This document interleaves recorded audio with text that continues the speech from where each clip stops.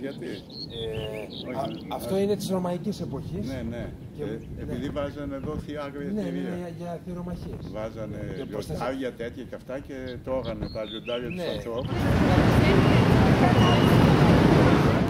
Θωράκια. Πολύ.